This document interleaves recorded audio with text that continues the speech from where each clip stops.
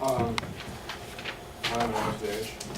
So my older cousin, Michael, he'd always been a big brother to me in my childhood. He'd been a role model. He taught me everything I know, from basketball to riding a skateboard to being anyone in Super Smash.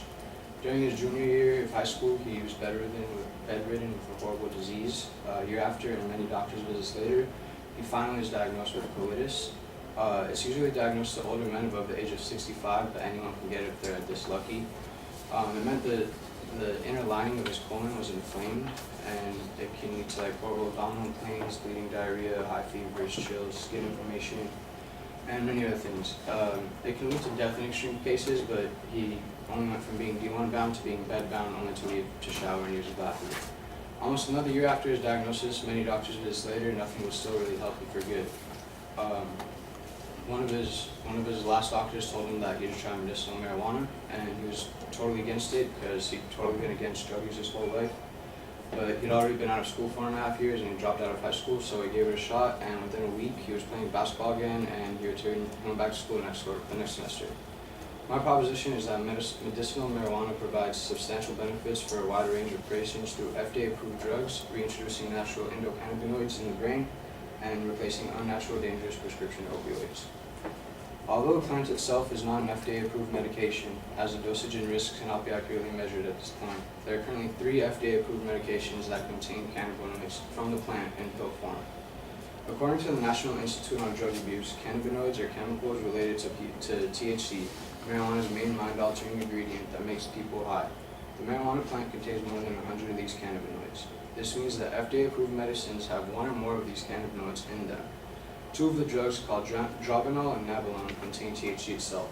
Dronabinol helps AIDS patients fight weight loss. As HIV attacks the immune system, once AIDS patients develop AIDS wasting syndrome, they lose 10 to 15% of their body fat due to appetite loss. THC in the medication helps restore their appetite and continue having a functional life. The second medication, nabilone, helps cancer patients deal with the side effects of chemotherapy, pain, dealing with the fact that you're about to die, just getting your appetite back, and also just being a functional human being. The third drug is called Epidiolex, and it contains CBD. It doesn't even make you high, it only has medicinal benefits, and it's a liquid medicine used for the treatment of 2 severe childhood epilepsies called Dravet syndrome and Lennox-Gastaut syndrome. It significantly reduces the seizures that they have daily.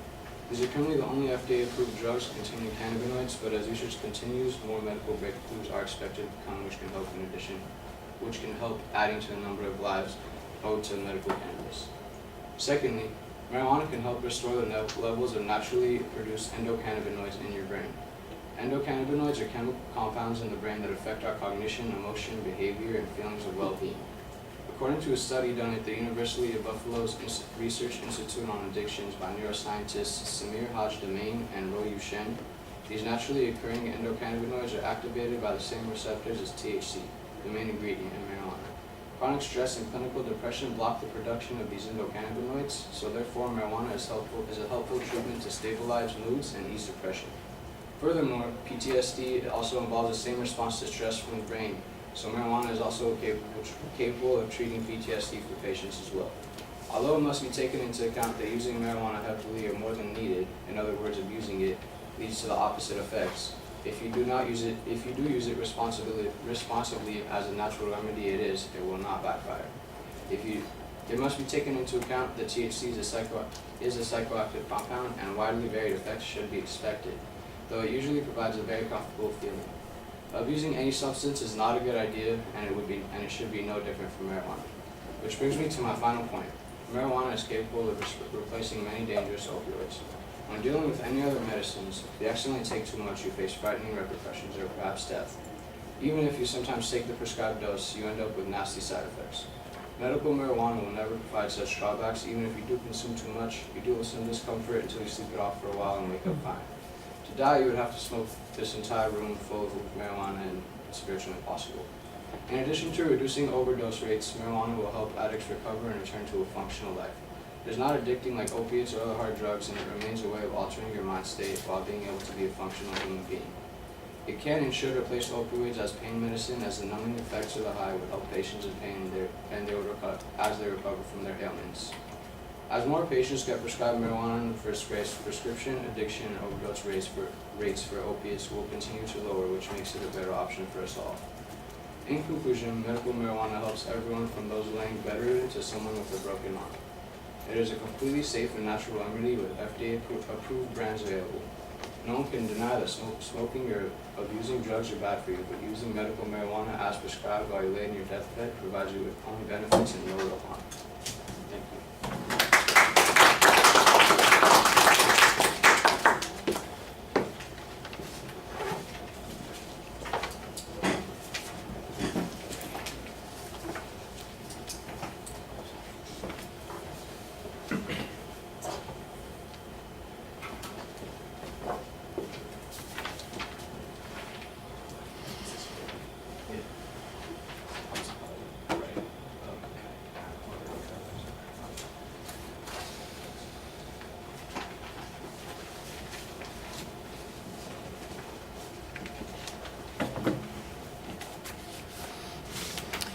All right, the use of your personal experience with your cousin I thought was effective at getting us introduced to the subject matter and kind of identifying where you're going on this. The proposition is relatively clearly stated, although there are a lot of kind of conditional statements in the argument. I do think that you present something that does make a claim.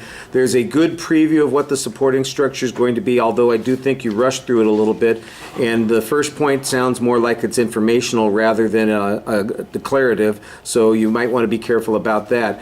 The controversy, I think, needs to be developed a little bit more, that marijuana is not approved for a variety of things, that there are questions about that people are worried about side effects and other consequences. Plus, I think you do mention slightly the possibility of abuse. You use that mostly on that third point when you're talking about this issue. I think you could do a little bit more to develop that. The signposting in the body of the speech was pretty clear. On the first point, you've got a lot of factual data that talks about the three forms in which marijuana or its derivatives have been approved by the FDA. So in large part, there's not a lot of dispute about the scientific applicability of it to some of these things. What's missing is maybe some indication of how much relief or how it is in comparison to other forms or treatments that people might have available to them. Because if you could get the same thing without the THC derivatives, why do we need that? That's one of the things I think needs to be strengthened in that, especially in that first part of that argument. In the second part of the argument, you're talking primarily about sort of depression and emotional needs, and you do suggest that it could have the opposite effect. I'm not sure how this material gets regulated when being used by a physician, prescribed by a physician, and how they control dosages to make sure that that doesn't happen.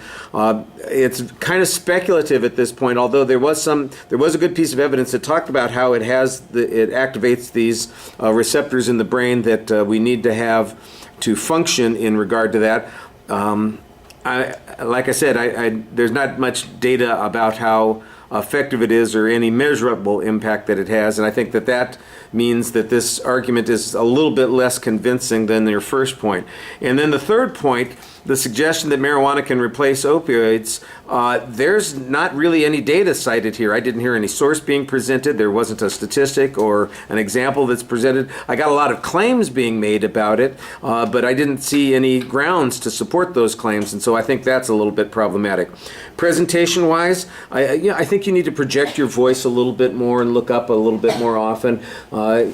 I think you were better in the first part of the speech when you were talking about your cousin than in the later parts of the speech where there's a lot more reading that's going on. All right, thank you.